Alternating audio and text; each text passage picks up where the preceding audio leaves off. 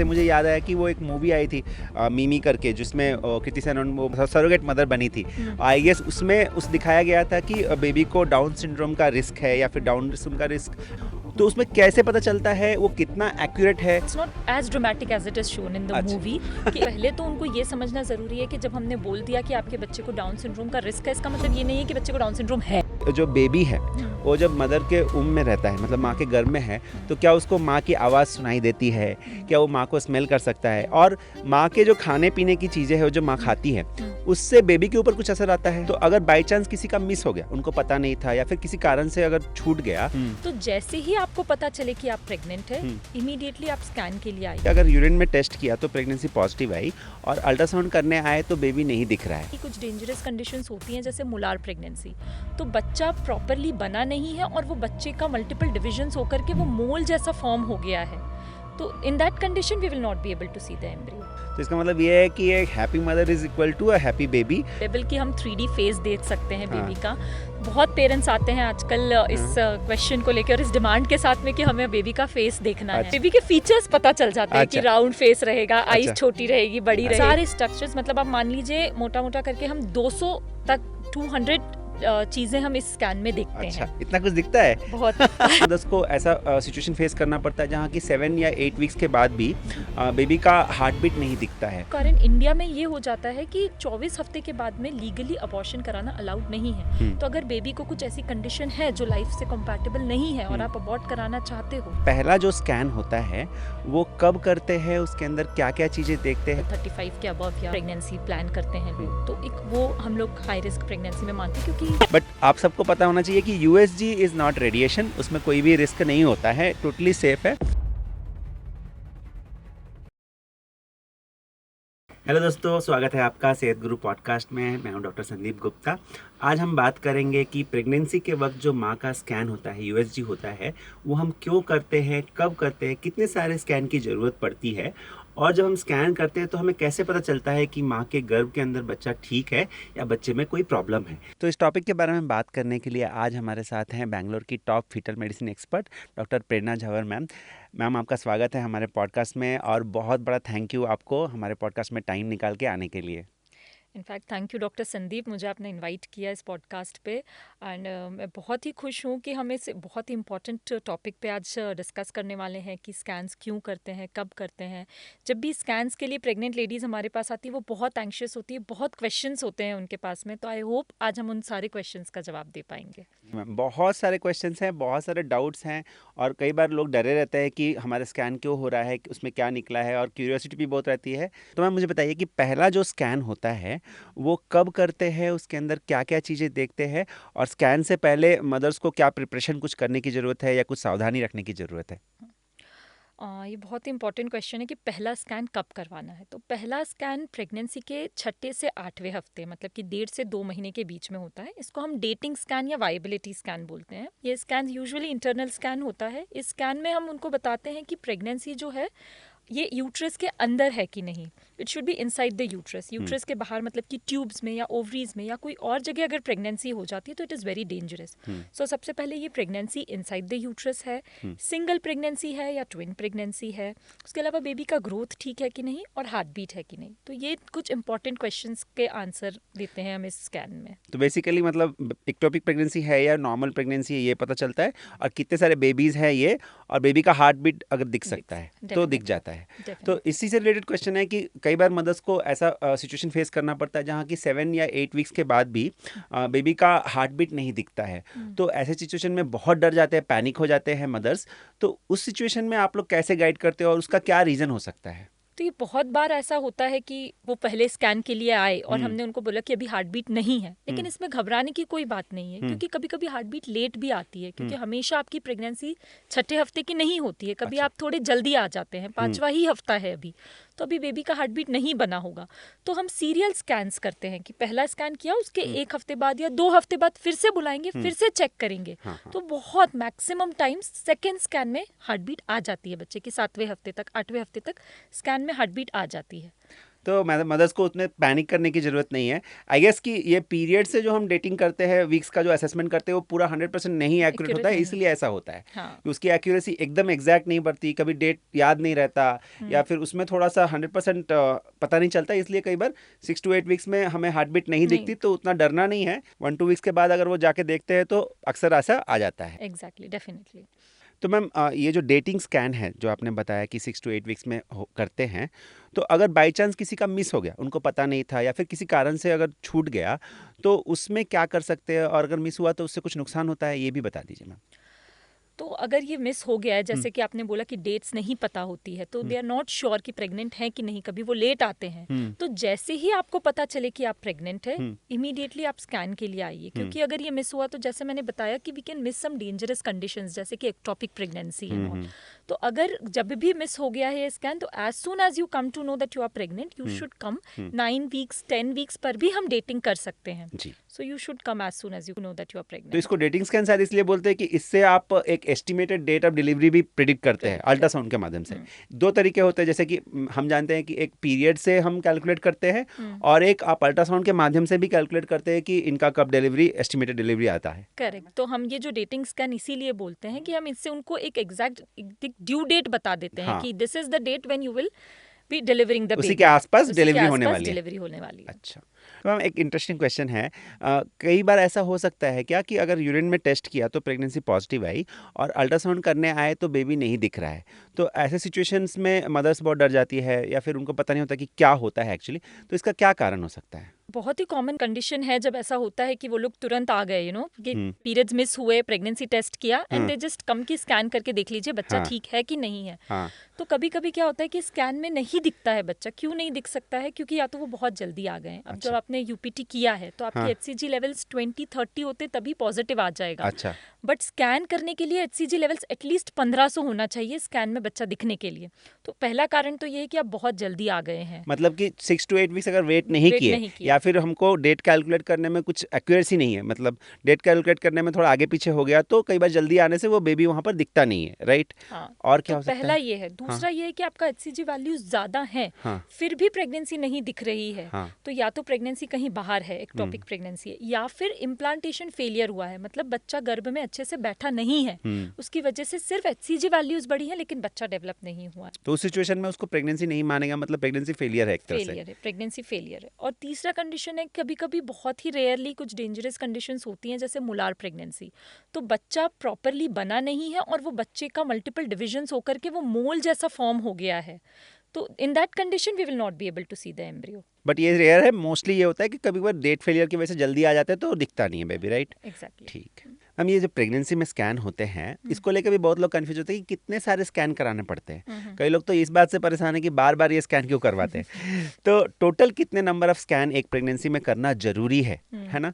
और हर स्कैन की क्या मतलब इंपॉर्टेंस है, क्यों उस हर स्कैन में हम किस चीज़ के लिए कराते हैं, वो आप थोड़ा बता देंगे तो बहुत सारे मदर्स को ये नॉलेज हो जाएगी। पेरेंट्स डरे रहते हैं कि बार बार ये स्कैन क्यों कराते हैं। सबसे पहले तो इस क्वेश्चन का आंसर देने के पहले मैं सारे ऑडियंस को बताना चाहूंगी कि पहली बात, प्रेगनेंसी में स्कैन्स एकदम सेफ हैं। तो स्कैन से डरे नहीं, क्योंकि स्कैन्स रेडिएशंस नहीं है जैसे हम एक्सरे सीटी स्कैन करते हैं। It is not radiation, it is just sound waves. तो स्कैन्स एकदम एकदम सेफ हैं। जी जी, ये बात मेरे को भी कई बार पूछते हैं कि यूएसजी करेंगे तो रेडिएशन मिलेगा कि नहीं, बट आप सबको पता होना चाहिए कि यूएसजी इज़ नॉट रेडिएशन, उसमें कोई भी रिस्क नहीं होता है, टोटली सेफ है। हाँ, सीटी स्कैन और एक्सरे में रेडिएशन एक्सपोजर होता है, बट यूएसजी टोटली सेफ है और नॉन इन्वेजिव है। जेल लगा के आराम से करते, कोई दर्द भी नहीं होता है। सो वो इंटरनल स्कैन हो या एब्डोमिनल स्कैन हो, सबसे पहले तो दोनों सेफ हैं। अब कितने स्कैन्स करने हैं? ज़्यादातर हम 4 से 5 स्कैन्स करते हैं प्रेगनेंसी में। हर स्कैन का अपना इंपॉर्टेंस है और हर स्कैन ज़रूरी है। सो पहला स्कैन जो हम करते हैं वो होता है 6 से 8वें हफ्ते में, 1.5 से 2 महीने में, जो कि हम डेटिंग स्कैन कहते हैं, जिसमें हम उनको एक ड्यू डेट बता देते हैं। उसके अलावा हम बेबी का साइज़, हार्ट बीट ये चेक करते हैं। दूसरा स्कैन जो कि ऑफकोर्स प्रेगनेंसी का बहुत ही वाइटल स्कैन है, वो है एनटी स्कैन, जो 11 से 13 हफ्ते के बीच में होता है, मतलब 3rd मंथ ऑफ प्रेगनेंसी में। ये स्कैन में ज़्यादातर बेबी बन चुका होता है, द स्ट्रक्चर जो बेबी का होता है वो फॉर्म हो चुका होता है। तो एक तो हम स्ट्रक्चर देखते हैं बेबी का, दूसरा हम इसमें देखते हैं कि कोई क्रोमोसोमल प्रॉब्लम या जेनेटिक प्रॉब्लम तो नहीं है अच्छा। बच्चे में, जो कि बहुत इंपॉर्टेंट है जी, आजकल, जी। जो एडवांस्ड मैटरनल एज में प्रेगनेंसीज हो रही हैं और जिसकी वजह से डाउन सिंड्रोम वगैरह के चांसेस बढ़ रहे हैं, तो वो डिटेक्ट करने के लिए एक स्कैन होता है 11 से 13 हफ्ते पे, जिसको हम एनटी स्कैन बोलते हैं।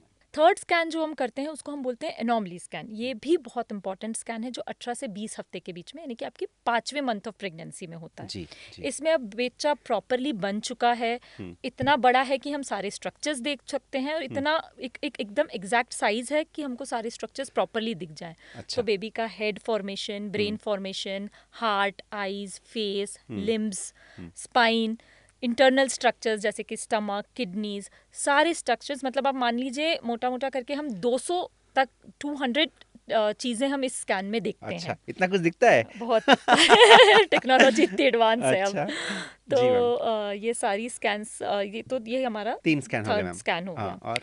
जो अब हमारा फोर्थ स्कैन और फिफ्थ स्कैन है उसको हम ग्रोथ स्कैन और डॉपलर्स बोलते हैं, जो हमारा 7th मंथ और 9th मंथ में जिसको दिखता कलर है। स्कैन भी बोलते हैं कलर लोग। स्कैन भी बोलते अच्छा, हैं या हाँ। डॉपलर स्कैन हाँ जी, बोलते हाँ। हैं। तो इसमें ग्रोथ, जो कि नाम सजेस्ट कर रहा है कि बेबी का ग्रोथ देखते हैं, हेल्दी है कि नहीं, कि जितना 7th मंथ के हिसाब से जितना वजन होना चाहिए आपके बच्चे का, उतना वजन है कि नहीं। उसके अलावा बच्चे को जो ब्लड फ्लो हो रहा है, जो बच्चे को ब्लड फ्लो हो रहा है, जिससे पता चलेगा कि बच्चा आगे भी प्रॉपरली डेवलप होगा कि नहीं, वो देखते हैं। तो ये स्कैन हम 7th मंथ या 9th मंथ पे करते हैं। इसी स्कैन में शायद आईयूजीआर जो बेबी उसका ग्रोथ एज के हिसाब से कितना हो रहा है वो भी पता चलता वो है। पता चलता है, और उसी में इम्पोर्टेंस आता है आपके कलर स्कैन का या डॉपलर स्कैन का, जिसमें हम ब्लड फ्लो देखते हैं कि अगर बच्चे को प्रॉपर ब्लड फ्लो हो रहा है, मतलब अभी ग्रोथ होगी बच्चे की। अच्छा मैम, इसी से रिलेटेड जो है आपने एंटी स्कैन बताया, क्रोमोसोमल एनोमली, इससे मुझे याद आया कि वो एक मूवी आई थी मिमी करके, जिसमें कृति सेनन वो सरोगेट मदर बनी थी। आई गेस उसमें उस दिखाया गया था कि बेबी को डाउन सिंड्रोम का रिस्क है या फिर डाउन सिंड्रोम का रिस्क आइडेंटिफाई हुआ था। तो ये जो डाउन सिंड्रोम का रिस्क है ये हमें एंटी स्कैन में पता चलता है, ऐसे मुझे समझ में आया, जो 11 to 13 वीक्स में हम करते हैं। तो उसमें कैसे पता चलता है, वो कितना एक्यूरेट है, और अगर मान लीजिए डाउट है तो हम कैसे कंफर्म कर सकते हैं? It's not as dramatic as it is shown in the अच्छा। मूवी, कि एकदम से लेबल कर दिया कि बच्चे नहीं, को मूवी डाउन में तो हर सिंड्रोम चीज को है। ऐसे ही तो दिखाते हैं। रियल लाइफ हाँ। में वैसा नहीं होता जी है, मैम। बट हाँ, वो बात सही है कि हम डिलीवरी के पहले ही वूम के अंदर डिटेक्ट कर सकते हैं कि बच्चे को डाउन सिंड्रोम है कि नहीं, एंटी स्कैन से। But it is a step by step process. अच्छा। तो पहले हम हर प्रेग्नेंट लेडी का स्क्रीनिंग करते हैं, जी मैम। जो 11 से 13 वीक्स में होता है। कुछ मार्कर्स होते हैं, जैसे कि हम fluid behind the neck of the baby, जिसको हम जी। नक्कल ट्रांसलूसेंसी या एनटी बोलते हैं, वो हाँ। देखते हैं। जी मैम। उसका अप्रोप्रिएट मेजरमेंट लेते हैं। इफ हाँ। It is in normal range तो रिस्क कम है, अच्छा। अगर ज़्यादा है तो रिस्क है। हाँ। बट अगेन, ये सिर्फ एक आशंका है कि आपके बेबी को डाउन्स हो सकता है, डाउन्स है ये नहीं है। तो स्क्रीनिंग और डायग्नोसिस में बहुत डिफरेंस होता है। ये सिर्फ एक स्क्रीनिंग है, हम आपको एक प्रोबेबिलिटी बता रहे हैं कि आपके बच्चे को हो सकता है कि 1 in 150 में से एक बच्चे को चांस है कि डाउन सिंड्रोम हो जाए। इसके बाद हम इसको डायग्नोसिस करते हैं, तो उसके लिए कुछ एडिशनल टेस्ट्स करने पड़ते हैं। क्या क्या टेस्ट करेंगे? मान लीजिए कि किसी को लगा कि एंटी स्कैन में एबनॉर्मल आ रहा है, तो अब उसका जो एंजाइटी लेवल तो ऊपर हो जाती है, फिर रोना धोना शुरू करते हैं, Exactly. मदर्स बहुत परेशान हो जाते हैं, तो पूरी फैमिली डिस्टर्ब हो जाती है। तो उस समय पे हम उनको कैसे सपोर्ट करें, कैसे गाइड करें, या फिर कैसे रिएश्योर करें कि ये जो स्क्रीनिंग है इसका मतलब ये नहीं है कि 100% ऐसा ही होता है, उसमें कुछ परसेंटेज है, और कंफर्म करके बता सकते हैं कि नहीं? ये बताइए मैम, कि वो कंफर्म कैसे करें कि डाउन सिंड्रोम है या नहीं है? तो जैसे कि वही मैंने बोला कि ये स्क्रीनिंग है, तो पहले तो उनको ये समझना ज़रूरी है कि जब हमने बोल दिया कि आपके बच्चे को डाउन सिंड्रोम का रिस्क है, इसका मतलब ये नहीं है कि बच्चे को डाउन सिंड्रोम है। अच्छा। सिर्फ एडिशनल टेस्ट करने हैं अब हाँ, आपके, तो हमें और थोड़ा सा जांच करनी और जरूरत थोड़ी सी पड़ेगी। जांच करके रीअश्योर करना है कि डाउन सिंड्रोम या कोई भी ऐसा बड़ा सिंड्रोम तो नहीं है बच्चे में। जी मैम। तो इसके लिए आजकल जो टेस्ट अवेलेबल हैं वो 2 टेस्ट्स हैं जी मेजरली। एक होता है CVS, जिसको हम बोलते हैं कोरियोनिक विलस सैंपलिंग। अच्छा। ये अगेन एंटी स्कैन के टाइम पर ही होता है, 13 हफ्ते तक कर सकते हैं। अच्छा मैम। दूसरा एक टेस्ट होता है जिसको बोलते हैं एमनियोसेंटेसिस। जी। ये 16 हफ्ते के बाद होता है। जी मैम। दोनों में ही हम बच्चे के सेल्स को निकाल के और वो सेल्स को लेबोरेटरी में टेस्टिंग के लिए भेजते हैं। तो जो बच्चे के आसपास पानी होता है, हम एक नीडल डालते हैं, जैसे कि ब्लड टेस्ट में आप एक नीडल डाल के ब्लड निकालते हैं मदर जी का, मैम। इसमें हम टमी में नीडल डालते हैं, बहुत ही थिन सी नीडल होती है। वो नीडल डालते हैं, बच्चे के आसपास जो पानी होता है उसमें से 10 से 20 ml पानी निकाल के, जी मैम। और वो हम टेस्टिंग के लिए भेजते हैं और बच्चे का जेनेटिक को एक्चुअल स्टडी करते हैं। जी। तो इससे हम कंप्लीटली डायग्नोसिस बना सकते हैं कि बच्चे को कोई जेनेटिक प्रॉब्लम है या नहीं है। तो ये हमें एक्यूरेटली बता देता है कि वो प्रॉब्लम है या नहीं, 100%। और उसके बाद हम जैसे डिसीजन के लिए कुछ कर सकते हैं या नहीं वो पता चलता है, राइट? तो अगर मान लीजिए मैम कि आ गया उसमें अगर जेनेटिकली पॉजिटिव, तो फिर आप फैमिली को कैसे गाइड करते हो as a fetal medicine expert? आपका क्या उसमें मतलब कैसे आप समझाते हो कि क्या करना चाहिए? जब ये पता चल गया है कि बच्चे में कोई प्रॉब्लम है, तो सबसे पहले तो हमको एम्पावर करना है डिसीजन लेने के लिए। वी जी। Can't take decision for them. हमारा काम ये है कि हम उनको सारी इन्फॉर्मेशन दे पाएं, उनको हम प्रोग्नोसिस बता पाएं कि क्या बच्चे को अब क्या क्या प्रॉब्लम्स आ सकती है। जो भी डॉक्टर से उनको फ्यूचर में मिलना पड़ सकता है, उनसे हम मिलवा देते हैं कि क्या बच्चे को आगे लाइफ में अगर वो कंटिन्यू करते हैं प्रेगनेंसी तो क्या क्या प्रॉब्लम्स फेस करनी पड़ेगी। तो पूरी चीज़ों को वो ध्यान में रखते हुए एक डिसीजन लेते हैं कि वो कंटिन्यू करना चाहते हैं प्रेगनेंसी को कि नहीं करना तो चाहते बेसिकली हैं। ये है कि कैसी डायग्नोसिस आई, कौन सी बीमारी का पता चला, उसके बेसिस पे केस टू केस बेसिस पे उस सिचुएशन में क्या हो सकता है बच्चे को प्रॉब्लम, ये डॉक्टर और पेरेंट्स आपस में बैठ के डिसाइड कर सकते हैं कि आगे क्या करना आगे है, क्या राइट? करना है। ठीक है, Exactly. ओके। तो मैम एक और क्वेश्चन है, जैसे कि पहले बेबी में कोई प्रॉब्लम हो गया, जैसे कि हमारे जहाँ से मैं पढ़ाई किया था वहाँ पर थैलेसीमिया की प्रॉब्लम बहुत ज़्यादा होती थी। तो थैलेसीमिया जैसे कि एक जेनेटिक डिजीज़ है, तो पहले बेबी में हुआ और कई लोगों के दूसरे बेबी में भी हो गया। तो पेरेंट्स का ये मन में डाउट रहता है कि अगर बेबी को कुछ प्रॉब्लम हुई जैसे कि थैलेसीमिया, तो दूसरे बेबी में ये प्रॉब्लम है या नहीं है, कैसे पता चलेगा? और ऐसा ना हो उसके लिए वो क्या कर सकते हैं? ये आज के टाइम पे बहुत ही वैलिड क्वेश्चन है, बहुत ही जायज़ होता है ऐसी कंडीशंस में पेरेंट्स का घबरा जाना कि अब अगले बच्चे को तो नहीं होगा, क्योंकि वो ऑलरेडी एक बच्चे को देख चुके हैं जो सफ़र कर रहा है। जी मैम। फॉर्चुनेटली हमारा मेडिकल साइंस इतना एडवांस हो चुका है कि अब हम पहले ही पता कर सकते हैं कि आगे आने वाले बच्चे को ये प्रॉब्लम तो नहीं है। तो यहाँ पे ही रोल आता है आपका CVS और एमनियोसेंटेसिस का, जिसमें कि हम बेबी के सेल्स को निकाल के प्रेगनेंसी के टाइम पे ही टमी के अंदर टेस्टिंग करते हैं। तो उसमें हम मदर के बॉडी से या टमी से जो बेबी के आसपास का फ्लूइड होता है वो निकालते हैं, या फिर CVS में जो टिश्यू होती है बेबी की वो एक नीडल के थ्रू निकालते हैं। 5 मिनट्स का प्रोसीजर होता है और उसमें हम वो पर्टिकुलर डिसीज़ के बारे में टेस्ट करते हैं। तो हम आपको पहले ही डायग्नोसिस 100% एक्यूरेसी से बता सकते हैं कि बच्चे को ये प्रॉब्लम होगी कि नहीं होगी। तो अगर पहले बच्चे को या फिर फैमिली में कोई भी ऐसी कंडीशन है जो रन कर रही है, जेनेटिकली रन कर रही है, तो बहुत इंपॉर्टेंट हो जाता है कि आप आकर के एक फीटल मेडिसिन स्पेशलिस्ट से मिलें और टेस्टिंग कराएं बच्चे की। इसमें भी एक और क्वेश्चन है कि जो एमनियोसेंटेसिस है, जो हम मदर के पेट में नीडल डाल के वो फ्लूइड निकाल रहे हैं, तो जब मैं स्टूडेंट था तो मैंने पढ़ा कि उसमें थोड़ा कुछ परसेंटेज में रिस्क होता है, बट प्रैक्टिकली पेरेंट्स बहुत डरते हैं इससे कि कहीं बच्चा गिर ना जाए और उसकी वजह से बच्चे को प्रॉब्लम ना हो जाए। तो यहाँ पर आप कैसे रिएश्योर कर सकते हैं कि ना हो? और आप करते हो daily day to day basis में, आप इतना ज़्यादा केसेस देखते हो, तो क्या सेफ्टी प्रिकॉशन लेते हो और ये कितना सेफ है? एज अ पेरेंट अगर कोई समझना चाहे कि मेरे बच्चे को एमनियोसेंटेसिस हो रही है या CVS हो रही है, तो उनको डर रहता है, तो क्या ये सेफ है कम्प्लीटली, कितना सेफ है? देखिए, मैं ये तो नहीं बोलूँगी कि एकदम 100% सेफ होता है कोई भी प्रोसीजर। आपको पता है एज अ डॉक्टर कि 100% सेफ तो नहीं होता है, लेकिन हाँ ये बहुत ज़रूरी है जानना कि एक्सपीरियंस्ड हैंड्स में अगर आप ये करवाते हैं तो बहुत ही सेफ प्रोसीजर है। मतलब प्रिसाइसली किया जाए और बहुत एक्सपीरियंस्ड हैंड से किया जाए तो इट इज़ सेफ प्रोसीजर। लेकिन 0.1%, 1 in 1000, मतलब कि अगर हम 1000 प्रोसीजर करते हैं तो उसमें से एक में अबॉर्शन होने का चांस होता है। मेरा मानना है कि वो एक अबॉर्शन हो जाएगा सोच करके कि हम पूरी लाइफ बच्चे को सफ़र नहीं करने दे सकते। तो टेस्ट करना ज़्यादा इंपॉर्टेंट है रादर देन वो रिस्क के बारे में सोचना। बेसिकली रिस्क वर्सेस बेनिफिट अगर देखें तो अगर हमारे को इंडिकेशन है और चांसेस है कि बच्चे में कुछ एब्नॉर्मलिटी निकले, तो हमें कंफर्म करने के लिए एमनियोसेंटेसिस और CVS कर लेना चाहिए। और एज अ पेरेंट हमें ये इंश्योर करना चाहिए कि हम एक्सपीरियंस फीटल मेडिसिन एक्सपर्ट से मिले, अच्छे सेंटर में कराए जहाँ पर सारे सेफ्टी प्रिकॉशंस किए जाए, ताकि जो भी पॉसिबिलिटी है वो कम से कम रहे। तो जैसे कि एक्सपीरियंस्ड हैंड्स में अगर किया जाए तो ऑलमोस्ट काफ़ी सेफ कम है, कॉम्प्लिकेशन का चांसेस। मैम ये जो एनोमली स्कैन, इसके बारे में बहुत सुना है कि एनोमली स्कैन बहुत ज़रूरी है और उसको मिस नहीं करना चाहिए, डिले नहीं करना चाहिए, और उसमें बहुत कुछ पता चलता है जो कि बच्चे के लिए ज़रूरी है। तो आप बताएं कि कब करना होता है, क्या देखते हैं और क्यों इसको मिस नहीं करना चाहिए? जैसे कि मैंने पहले भी बोला, बहुत ही इंपॉर्टेंट स्कैन है। ये 5वें महीने पे किया जाता है, 18 से 22 हफ्ते के बीच में। अब पहले तो ये कब क्यों करते हैं 18 से 22 हफ्ते? क्योंकि बच्चा इतना बड़ा हो गया है कि हमें सारे स्ट्रक्चर्स प्रॉपरली दिख पाएँ। बच्चे के सारे स्ट्रक्चर्स बन चुके हैं इस टाइम पे, तो हम डिटेल में स्टडी कर सकते हैं। और दूसरा बहुत इंपॉर्टेंट कारण इंडिया में ये हो जाता है कि 24 हफ्ते के बाद में लीगली अबॉर्शन कराना अलाउड नहीं है। तो अगर बेबी को कुछ ऐसी कंडीशन है जो लाइफ से कंपैटिबल नहीं है और आप अबॉर्ट कराना चाहते हो, तो आप 24 हफ्ते के बाद इंडिया में नहीं करा सकते हो। इसलिए ये गोल्डन पीरियड है जब आपको आपका एनॉमली स्कैन या टारगेट स्कैन कराना ही है, and it is a very detailed scan. इसमें हम बहुत सारे स्ट्रक्चर्स की स्टडी करते हैं, right from head to toe हम स्टार्ट करते हैं। ब्रेन का स्ट्रक्चर, ब्रेन का फॉर्मेशन प्रॉपर है कि नहीं, हार्ट में जैसे कि देखते हैं बाद में पता चलता है हार्ट में होल तो नहीं है बच्चे के, सो हार्ट का बनावट प्रॉपर है कि नहीं, दोनों हाथ, दोनों पैर, उंगलियां, बॉडी के अंदर के स्ट्रक्चर्स, रीढ़ की हड्डी, स्पाइन, किडनीज, स्टमक, ब्लैडर, सो सारे स्ट्रक्चर्स को हम डिटेल में स्टडी करते हैं और कोई प्रॉब्लम तो नहीं है ये हम पहले ही पता कर लेते हैं। यहाँ पर मैं सबको बताना चाहता हूँ कि एज ए पीडियाट्रिशियन मेरे पास 2 केसेस रिसेंटली आए थे। एक में इंट्रायूट्राइन मतलब गर्भ के अंदर ही बच्चे के छोटी सी एक वीएसडी मतलब हार्ट में एक छोटी सी छेद थी और पेरेंट्स डर गए थे। एक्चुअली वो मेरे जूनियर ही थे मेडिकल कॉलेज में, तो वो आए थे मेरे पास। तो मैंने बोला कि देखो जो इंट्रायूट्राइन दिखता है ज़रूरी नहीं है कि हर बार वो बाद में जाके रहे, वो फिर क्लोज भी हो जाते हैं होल्स। और किडनी में भी कई बार दिखते हैं, उसको थोड़ा किडनी में भी कुछ सूजन वगैरह दिखती है तो उसको भी बाद में हम फॉलो अप करते हैं। हर बार वो एबनॉर्मलिटी निकलने का मतलब ये नहीं होता है कि वो सीरियस प्रॉब्लम है।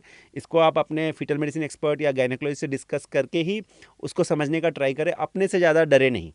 एग्जैक्टली इसीलिए फीटल मेडिसिन से मिलना बहुत ज़रूरी है, क्योंकि बात सिर्फ ये नहीं है कि हमने उनको बता दिया कि ये प्रॉब्लम है, ये प्रॉब्लम एक्चुअल में कितनी इंपॉर्टेंट है, इसका मतलब क्या है उनके लिए। उसके लिए इनका मतलब क्या है। बच्चा जब डिलीवरी हो जाएगा तो जैसे कुछ प्रॉब्लम्स होती है जो हमें दिखी, हम उनको रीअश्योर कर देते हैं कि ठीक है ये बाद में ज़्यादा प्रॉब्लम नहीं करने वाला है। कुछ प्रॉब्लम्स ऐसी होती हैं जो इनको इमीडिएट अटेंशन लगता है डिलीवरी के बाद में, कि हम चाहते हैं कि उनकी डिलीवरी ऐसे सेटअप में हो जहाँ पे इमीडिएटली एक नियोनेटोलॉजिस्ट अवेलेबल हो, NICU अवेलेबल हो, तो बच्चे का प्रोग्नोसिस अच्छा होगा।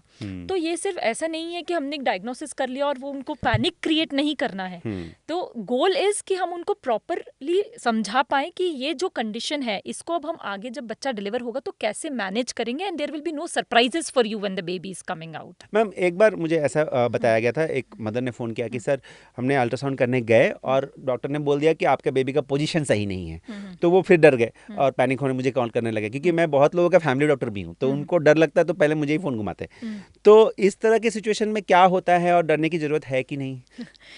तो आपने बिल्कुल बहुत ही अच्छी बात पूछ ली मुझसे, क्योंकि मेरे साथ बहुत बार होता है कि बेबी पोजीशन में नहीं है और जैसे ही हमने बोला कि आप थोड़ा घूम के आइए, बेबी पोजीशन में नहीं है, तो उनको लगता है कि अरे बेबी में कोई प्रॉब्लम है। तो मैं सबको वैसे ही समझाती हूँ कि देखो मैं अगर आपका फोटो ले रही हूँ, मैंने आपको बोला इधर पलटो, आप पलट जाओगे। बेबी को मैं नहीं बोल सकती इधर पलटो, और जब तक मुझे उनका चेहरा देखना है, अगर तो मुझे चेहरा देखना है, बट बेबी से बात तो कर नहीं सकते। तो इट्स जस्ट दैट कि बेबी उल्टी पोजीशन में, मुझे रीढ़ की हड्डी दिखा रहा है, मुझे फेस नहीं दिखा रहा है, और बेबी कॉन्स्टेंटली मूव होता रहता है वो में, तो थोड़ा टाइम देना पड़ता है।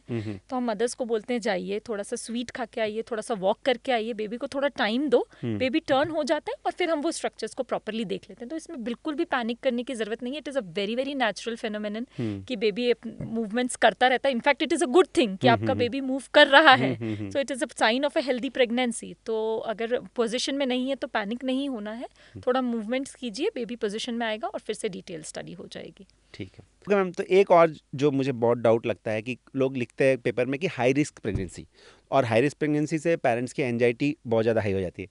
तो हाई रिस्क प्रेगनेंसी का पेरेंट्स क्या मतलब समझें और उस सिचुएशन के साथ उनको कैसे आप आगे बढ़ना है, ये आप थोड़ा सा समझा देंगे तो अच्छा रहेगा। सो ये जो हाई रिस्क प्रेगनेंसी होती है इसमें बहुत सारी कंडीशंस आ जाती हैं। तो पहले जैसे कि अगर एडवांस्ड मैटरनल एज है, जैसे कि आजकल 35 के अबव या एज के अबव प्रेगनेंसी प्लान करते हैं लोग, तो एक वो हम लोग हाई रिस्क प्रेगनेंसी में मानते हैं, क्योंकि जेनेटिक प्रॉब्लम होने की चांसेस बढ़ जाती हैं। उसके अलावा कुछ कुछ मेडिकल कंडीशंस आ जाती हैं, जैसे कि हाइपरटेंशन हो गया, डायबिटीज़ हो गई, ऐसा कुछ हो गया तो वो हाई रिस्क प्रेगनेंसी में आ जाता है। उसके अलावा कभी बच्चे की ग्रोथ प्रॉपरली नहीं हो रही है तो that is also considered as high risk pregnancy. आपका प्लेसेंटा की पोजीशन ठीक नहीं है। So basically high risk pregnancy में ऐसा होता है कि हमको मॉनिटरिंग एक रूटीन प्रेगनेंसी से ज़्यादा करनी पड़ती है। जैसे कि मैंने बताया एडवांस मैटरनल एज है, तो हमको टेस्टिंग थोड़ी ज़्यादा करनी पड़ेगी। अगर बच्चे की ग्रोथ कम हो गई है तो जो ग्रोथ स्कैन हम लोग आइडियली 1 या 2 ग्रोथ स्कैन्स करते हैं, इस कंडीशन में हमको उनकी सीरियल मॉनिटरिंग करनी पड़ेगी, देखने के लिए कि आपका बेबी हेल्दी है कि नहीं। So different high risk cases में हमको डिफरेंट तरीके से बेबी की मॉनिटरिंग करनी पड़ती है। तो ये जानना ज़रूरी है कि आपकी प्रेगनेंसी एक रूटीन प्रेगनेंसी है या हाई रिस्क कैटेगरी में आ गई है, जिसकी वजह से ज़्यादा मॉनिटरिंग लगेगी। कई बार क्या होता है कि पेरेंट्स आते हैं बताते हैं कि हाई रिस्क प्रेगनेंसी हो गई, तो एक्चुअली हर केस का अपना जो सिचुएशन है उसके हिसाब से होता है। बट जितना मैंने देखा है कि आजकल की सिचुएशन में चूंकि मेडिकल फैसिलिटीज़ इतनी अच्छी हैं, हाई रिस्क प्रेगनेंसी में भी अक्सर बच्चे ठीक ही होते हैं। मुझे जितना नॉलेज है ठीक ही निकलते हैं। मतलब केयर की थोड़ा ज़्यादा जरूरत पड़ती है, मॉनिटरिंग की थोड़ा ज़्यादा जरूरत पड़ती है, थोड़ा सावधानी रखनी पड़ती है, बट रिजल्ट मैं देखता हूँ कि ऑलमोस्ट ठीक ही आता है। हाँ एग्जैक्टली। एक और क्वेश्चन है कि जो बेबी है वो जब मदर के में रहता है, मतलब माँ हम्म, के गर्भ में है, हम्म, तो क्या उसको माँ की आवाज़ सुनाई देती है? क्या वो माँ को स्मेल कर सकता है? और माँ के जो खाने पीने की चीज़ें हैं, वो जो माँ हम्म, खाती है, हम्म। उससे बेबी के ऊपर कुछ असर आता है? तो इसमें ये है कि जैसे आपने पहला सवाल किया कि बेबी को सुनाई देता है कि नहीं, हम्म, तो 5th मंथ के बाद में ऑफ हम्म, कोर्स बेबी का सुनने की कैपेसिटी आ जाती है, तो अच्छा, इट हाँ, विल उसको म्यूजिक समझ में आएगा, अच्छा, वॉइस रिकॉग्निशन आएगी। ऑफ कोर्स अच्छा, उसको वो इंटरप्रेट नहीं कर सकता, लेकिन हम्म, आप जैसे बात नहीं कर सकते, लेकिन आप हम्म, जो म्यूजिक सुनते हैं हम्म, या आपकी जो आवाज़ है वो बेबी वूम में ही पहचानने लग अच्छा, जाता है। हाँ, सो 5th मंथ के बाद वो होने लगता है, स्मेल करने लगता है। अच्छा, खाने की वजह से मदर की जो हेल्थ होती है, जो मदर हम्म, अपना न्यूट्रिशन का ध्यान रखती है, उसकी वजह से बेबी का ग्रोथ हम्म, डेफिनेटली अच्छे से होता है। इसीलिए हम बोलते हैं कि हाई प्रोटीन डाइट लीजिए। Hmm, so that all matters for the baby's growth and health. But mother का जो इमोशनल हेल्थ है, मतलब हम्म, एक तरह से माँ की जो फीलिंग है, जो एंजाइटी है, या हम्म, माँ बहुत खुश है या रिलैक्स्ड है, ये जो हम्म। इमोशनल स्टेट का भी बेबी के ऊपर बहुत फर्क पड़ता है, ऐसे मैंने सुना है। इसके ऊपर शायद रिसर्च भी बहुत सारे हैं। हाँ, तो जैसे कि अगर हम बोलते हैं कि अगर स्ट्रेस में है मदर बहुत ज़्यादा, हम्म, तो ब्लड सप्लाई कम हो जाएगा, तो medically it is going to affect the baby. Hmm. So mother का हैप्पी रहना, इमोशनली स्ट्रेस फ्री रहना, that all is very important for baby's growth. तो इसका मतलब ये है कि एक happy mother is equal to a happy baby. And इसमें मैं समझता हूँ कि जो मदर के आसपास फैमिली मेम्बर्स हैं, हम्म, उनको मदर को सपोर्ट करना बहुत ज़रूरी है। उनका रेस्ट, उनका खाना पीना, उनको एक हैप्पी रखना, उसके लिए सब कुछ करना बहुत अच्छा होता है, ताकि बच्चे की ग्रोथ अच्छी हो। ये डेफिनेटली। हमेशा मैं अपने जो भी पेशेंट्स आते हैं उनको ये मैसेज हमेशा देना चाहता हूँ कि माँ का ध्यान रखेंगे तो नेचुरली बेबी पे अच्छा असर आएगा ही आएगा। तो मैम फाइनली मुझे बस यही पूछना है कि जो नए पेरेंट्स हैं जिनको प्रेगनेंसी हुई है, 5 साइन में बता दीजिए कि कैसे समझे कि बेबी हेल्दी है। उनका इतना सारा टेस्ट, इतने सारे डिस्कशन की, बट 5 चीज़ें जिनको देख के उनके समझ में आ जाए कि हाँ उनका बच्चा ठीक है, उनको कोई भी चिंता की ज़रूरत नहीं है। तो ये 5 साइंस जो मैं स्कैन्स में आपको बता सकती हूँ, विच विल टेल कि आपका बेबी एकदम हेल्दी है। स्टेप बाय स्टेप होगा। जैसे कि पहला जो फर्स्ट स्कैन है, उसमें अगर बेबी का हार्ट बीट प्रॉपर है, जो कि हुँ, 120 से 180 के बीच में रहना चाहिए, हुँ, सो दैट सजेस्ट कि प्रेगनेंसी अच्छे से जा रही है, बेबी हेल्दी है। हुँ, जब एनॉमली स्कैन आप करते हैं, आपके सारे स्ट्रक्चर्स प्रॉपरली दिख रहे हैं, बेबी के हाथ पैर के movements, so second hmm, babies movements, अगर हुँ, बेबी के मूवमेंट्स प्रॉपरली हो रहे हैं, हुँ, किकिंग मूवमेंट्स आपको स्कैन पे दिख रहे हैं, हुँ, दैट जस्ट सजेस्ट कि baby is very healthy. Hmm, third चीज़ मैं बोलूँगी कि बेबी के आसपास का जो फ्लूइड है, जो लाइकर है, वो प्रॉपर अमाउंट में है, तो दैट सजेस्ट कि बेबी का ग्रोथ और डेवलपमेंट प्रॉपरली होगा, इनफ स्पेस है, मूवमेंट्स हो रहे हैं बच्चे के। That is third thing which is tells us about healthy pregnancy. Fourth thing is baby का ग्रोथ या हुँ, बेबी का बर्थ वेट या हुँ, बेबी का वेट जो हम एस्टिमेट करते हैं, हुँ, वो वेट अगर आपके उस जेस्टेशन को कॉरस्पॉन्ड कर रहा है, that is a healthy baby. और पांचवी चीज़ है ब्लड फ्लो। जो बेबी का ब्लड फ्लो है, जो हम कलर स्कैन में देखते हैं, वो अगर प्रॉपरली हो रहा है, हेल्दी तरीके से हो रहा है, तो बेबी की ग्रोथ अच्छी है, प्रेगनेंसी हेल्दी है। ठीक है, थैंक यू सो मच। ये बहुत ही हेल्पफुल रहेगा सारे पेरेंट्स के लिए। चेकलिस्ट हम डाल देंगे ताकि सब पेरेंट्स चेक कर पाए कि उनके बेबी ठीक है कि नहीं, क्योंकि सबको यही डर रहता है कि मेरे बेबी ठीक है कि नहीं, है ना? सही है। मैम एक और चीज़ मैंने सुना हुआ है जिसके बारे में मैं भी थोड़ा उतना नहीं जानता, हम्म, जो कि है 3D या 4D स्कैन। तो हम्म, इसके बारे में बहुत सारे पेरेंट्स मुझे पूछते हैं कि सर 3D स्कैन करना है नहीं करना है, हम्म। तो मेरे पास भी करेक्ट आंसर नहीं है, तो आप थोड़ा अच्छे से बता देंगे तो फ़ायदा रहेगा। फॉर्चुनेटली टेक्नोलॉजी इतनी एडवांस हो गई है, स्कैन्स मशीन्स इतनी अच्छी है अब हमारे हुँ, पास अवेलेबल कि हम 3D फेस देख सकते हैं हाँ, बेबी का। बहुत पेरेंट्स आते हैं आजकल इस हाँ, क्वेश्चन को लेकर और इस डिमांड के साथ में कि हमें बेबी का फेस देखना है। अच्छा, and of course it is a very very good satisfying moment. Exercise, satisfying bonding moment for mother and baby and family as हाँ, वेल। तो 3D स्कैन्स कराने में कोई हार्म नहीं है, हम हुँ, लोग करते हैं day hmm, in day out 3D scans. But hmm, best time आपको पता होना चाहिए, hmm, it hmm, is between 7th to 9th month, जब अच्छा, बेबी का प्रॉपर फेस बन चुका है, अच्छा, तो तब 3D स्कैन देखने में बहुत अच्छा होता है। ये एक डाउट रहता है कि कलर कैसा रहेगा, तो वो सब नहीं पता चलता है तो 3D पता स्कैन में, चलेगा बट कि मम्मी के जैसा हुआ है कि पापा के जैसा हुआ है baby? Exactly so fighting mode बन जाता है। तो पता चल जाता है बच्चा मम्मी के जैसा दिख रहा है कि पापा के जैसा के दिख रहा जैसा है? दिख रहा है और जब एंड बाहर आएगा तो चेंज हो गया तो? तो बेबी के फीचर्स पता चल जाते हैं कि अच्छा, राउंड फेस रहेगा, आईज अच्छा, छोटी रहेगी, बड़ी अच्छा, रहेगी, नोज कैसी रहेगी। अच्छा। सो ये सब आजकल हम सब देख सकते हैं 3D स्कैन्स पे। कलर वगैरह नहीं पता चलता, बट या features and all you can और make 4D out. 4D scan में बच्चे का मूवमेंट देखते हैं। Moments, yeah, to वही थ smile. So many times it is such a, nice moment when we can say baby is smiling, baby हाँ, is yawning, baby हाँ। is, rubbing eyes. So बहुत ही अच्छे moments होते हैं when you can capture 3D and born 4D. होने से पहले ही parents बच्चे को देख लेते हैं। Yeah. तो मैम फाइनली आपका जो नए पेरेंट्स हैं, जो उनको Hmm. प्रेगनेंसी हुई है, उनके लिए क्या मैसेज है कि वो जब भी स्कैन करने जाते हैं तो उनको कैसे समझना चाहिए स्कैन के बारे में? तो अल्टीमेटली मैं यही बोलना चाहूँगी कि आप स्कैन्स के लिए जाइए, प्रॉपरली रिलैक्स माइंड से जाइए, नेगेटिव थॉट से नहीं जाइए कि मेरे बच्चे में प्रॉब्लम हुई तो क्या, हुई तो क्या। देखिए जाइए कि मेरे बच्चे को प्रॉपरली हेल्दी है कि नहीं, इस पॉजिटिव एटीट्यूड से जाइए, रिलैक्स्ड माइंड से जाइए। प्रॉपरली टाइमली, जब आपके गायनेकोलॉजिस्ट बोलते हैं, प्रॉपरली टाइमली स्कैन्स कराइए। और स्कैन में अगर बाई चांस कुछ लिखा है तो उसी समय अपने डॉक्टर से बात कर लीजिए उस बारे में, वो प्रॉपरली आपको गाइड करेंगे। अपने गायनेकोलॉजिस्ट से बात कीजिए कि ये स्कैन की फाइंडिंग्स हैं तो इसका मतलब क्या है। ज़रूरी नहीं है कि हर फाइंडिंग जो है वो बहुत ही डेंजरस है या बहुत ही प्रॉब्लम करने वाली। कुछ फाइंडिंग्स ऐसी होती हैं जिनको हमको लिखना ज़रूरी होता है, बट बहुत ज़्यादा कुछ प्रॉब्लम इससे होने नहीं वाली है बच्चे को। तो प्रॉपरली ओपन माइंडेड अपना डिस्कशन ओपनली डिस्कस कीजिए अपने सारी प्रॉब्लम्स को, डाउट्स को, और अपनी प्रेगनेंसी जर्नी को एंजॉय कीजिए। थैंक यू मैम, पॉडकास्ट में आने के लिए आपका बहुत बहुत शुक्रिया। मैं बहुत कुछ मुझे पता चला, जो मुझे भी बहुत सारे डाउट्स रहते हैं, क्योंकि मुझे बहुत लोग पूछते हैं।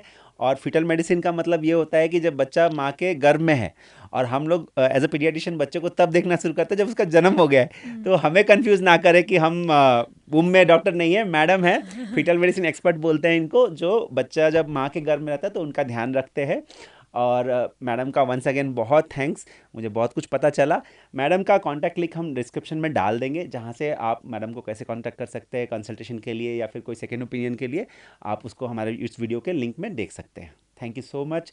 आगे भी हमारा वीडियो देखते रहिए और बहुत कुछ सीखते रहिए और अपनी प्रेगनेंसी जर्नी को एंजॉय कीजिए। इस वीडियो में दी गई सारी जानकारी और सुझाव सामान्य स्वास्थ्य जानकारी हैं और गेस्ट डॉक्टर द्वारा दिए गए सुझाव उनके निजी प्रोफेशनल ओपिनियन हैं। किसी भी सुझाव का उपयोग करने से पहले अपने डॉक्टर की एडवाइस या सहमति जरूर